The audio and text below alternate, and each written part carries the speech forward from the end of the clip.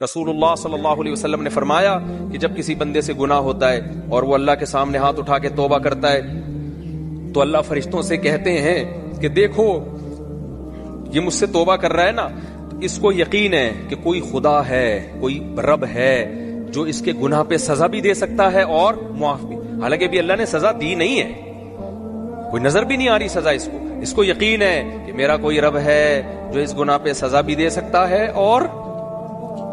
معاف بھی کر سکتا ہے، تبھی یہ مجھ سے گڑ گڑا کے معافی مانگ رہا ہے۔ تو میں اس کے عمل کی لاج رکھتا ہوں۔ بہت سے گناہ کرتے ہیں، نہیں ہاتھ اٹھاتے اللہ کے سامنے، اور اللہ کو دیکھنے کے بعد تو سارے ہی ہاتھ اٹھائیں گے، تو پھر تو سارے اٹھا لیں گے ہاتھ، توبہ کریں گے۔ اللہ کہہ رہے دیکھا نہیں ہے اس نے، میری آیات پر ایمان لایا ہے، میری نشانیاں دیکھ کر، میرے پیغمبروں کی دعوت پر لبیک کہا ہے، تو اس عمل کی لاج رکھ کے میں اس کی توبہ کو قبول کروں گا۔ حدیث میں آتا ہے پھر وہ دوبارہ گناہ کرتا ہے، پھر دوبارہ اللہ کے سامنے آ کے معافی مانگتا ہے، اللہ کہتا ہے دوبارہ گناہ ہو گیا، پھر معافی مانگنا اس کی علامت ہے، اس کو یقین ہے کہ میرا کوئی رب ہے جو گناہوں پہ سزا بھی دے سکتا ہے اور جزا بھی دے سکتا ہے، معاف بھی کر سکتا ہے، تو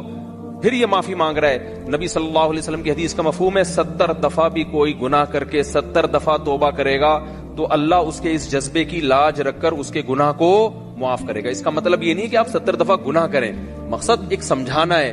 کہ توبہ میں تاخیر نہ کریں۔ تو اللہ معاف کیوں کر رہا ہے؟ اس کے اس توحید والے نظریے کی بیس پر کہ اس کو پتا ہے کہ مجھے گناہ معاف کروانے کے لیے میرے پاس اللہ کے سوا کوئی آپشن نہیں ہے۔ تو توحید اللہ کو بہت پسند ہے، شرک سے اللہ کو بہت زیادہ نفرت۔